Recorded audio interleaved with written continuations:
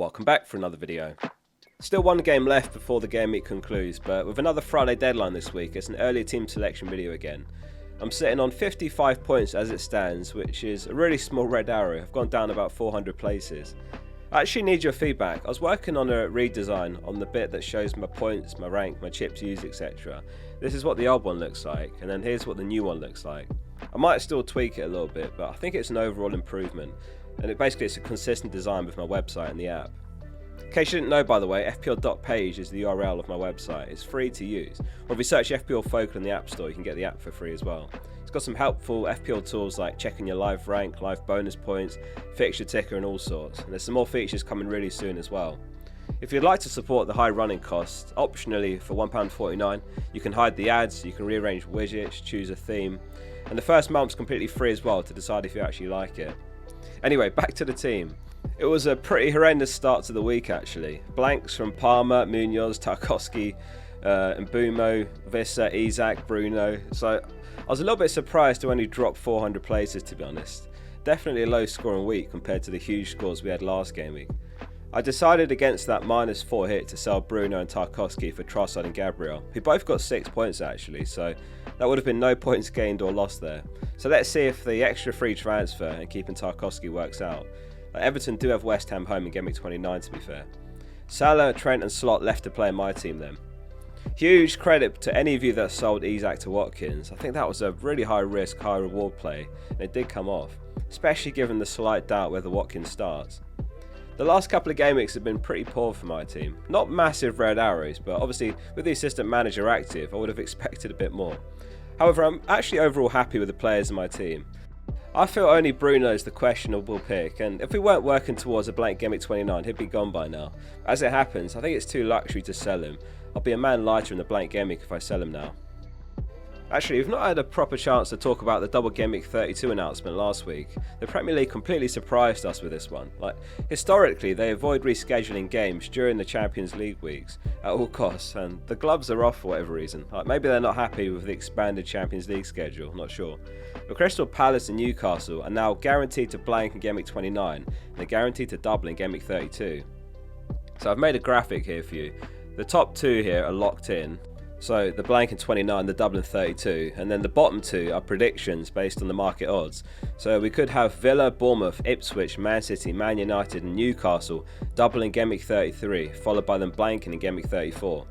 So my chip strategy at the moment is to wildcard in Gameweek 30 or maybe 31. I'll have triple Newcastle and at least double Palace, and then I'll bench boost Gameweek 33 and free hit Gameweek 34. So it's wildcard 30 or 31, bench boost 33, and then free hit 34. Got 2 free transfers, so let's get into the team now for Gameweek 26. And next week we'll go back to including all your highs and lows sent in as well.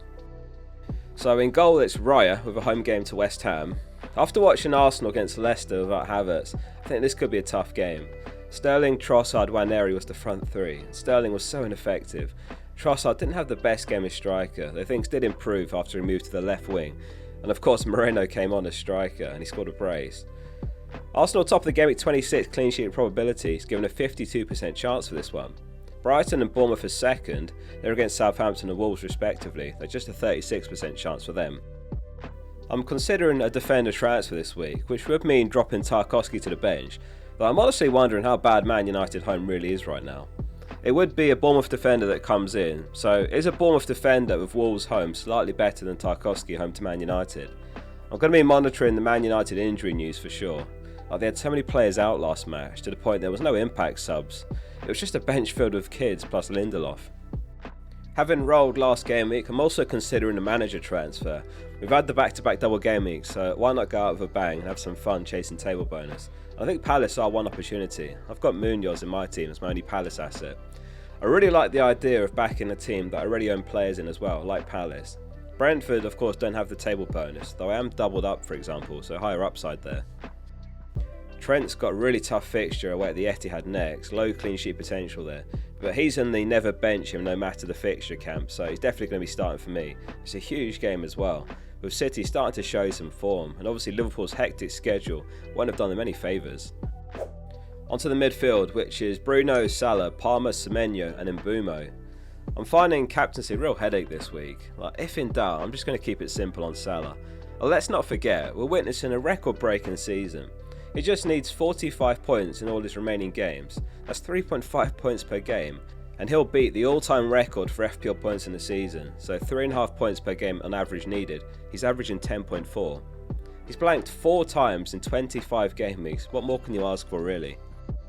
And Mbumo's away to Leicester have lost 9 of their last 10 games, which really does make Frank assistant manager tempting, and just back the goals combined with owning the double Brentford attackers. There is a strong chance Mbumo and Viss are going to be involved in the goals, so it's an extra point if either of them score, which I really like, which of course will also contribute towards the points for a win for the manager. So I do like the idea of the chip and the players working in tandem. Palmer's output's dried up recently, but there's just no logic to selling him right now when he's got Southampton and Leicester home back-to-back coming up, and he doesn't blank in Gameweek 29 either, although obviously it's Arsenal away. It's not the end of the world to play him that week though. Chelsea are away to Villa next, which isn't an easy matchup either, although Villa's defensive injuries could play into their hands. They've got Powell, Cash, and Nana and Konsa all out last match, and Camera came off injured as well. Bruno bloody Fernandes. Man United have lost 8 of their last 12 Premier League games, just 3 wins and 1 draw. And since the date of the first game in that spell, which was in December against Arsenal, the only sides to lose more matches in the competition are the current bottom 2, Leicester with 9 losses, Southampton with 10. The last time they lost 12 of their first 25 games was 1973, and they're relegated that season. To make matters worse, Ugarte, Mainu and Colley all missed the last match, which saw Bruno in that deeper centre mid role as opposed to the 10, where you want him playing if you've got him. And now Ahmed's out for the season as well, which I guess could see Bruno back as a 10 as soon as the defensive mids are available anyway, which I'm hoping is next game week. Bournemouth are home to Wolves, and I think taking a hit to selling for Cliver or Dango is an option. Will they repay the hit over the next 4 game weeks though? Man United have got Everton, Ipswich, Arsenal and Leicester, and I can bench him for the Arsenal game, so it's not that bad really. Bournemouth have got Wolves, Brighton, Spurs and Brentford. I've got Semenyo at least, and I'm not opposed to doubling up in midfield. He can be such a frustrating pick though. Like last match, there was that moment of brilliance where he wriggled past 3 or 4 Southampton players to create a shooting opportunity in front of goal and he skied it. He's a great player, just a poor finisher basically. 92 shots he's taken this season. Only literally Haaland and Salah have taken more shots of 94, so just 2 more than Semenyo. And yet Salah's on 16 more goals, Haaland's on 12 more. Up top it's Wissa and Isak. So yeah, Wissa had 2 goals ruled out last match, which was devastating as well. One of those would have been in Mbumo assist, so it's fine margins. I'm hoping for a goal fest away at Leicester next.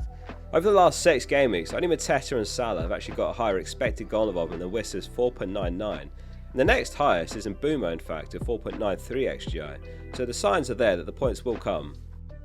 Given the potential back-to-back double game weeks for Newcastle, I made the call to hold on to Isak, also because of his ownership as well really. Selling him was going to cost me 0.5 million to buy him back, and I think there is a genuine chance I might wildcard in game week 30 without Salah, so it made sense to hold on to Isak rather than lose 1 million team value from selling both. Fortunately that's a headache for another day really, because selling Salah when he's having the best season in FPL history does feel like insanity. It's all going to become clearer once we know exactly who doubles in Game Week 33, which we should know around Game Week 30 or 31. On the bench I've got Fabianski, Strand Larsen, Colwell and Greaves. I'm really hoping for some news that Strand Larsen's back really soon. The idea being that I'd hold on to him all the way till Game Week 29 when he's got Southampton and I'd play him that week. And he does provide a nice rotation option for Bruno when Man United have got Arsenal. That week Wolves are home to Everton. So 2 free transfers. I don't think keeping slots a terrible idea, especially if you've not got the transfers to play around with to make a manager swap. But we've seen already how unbelievably powerful the chip can be.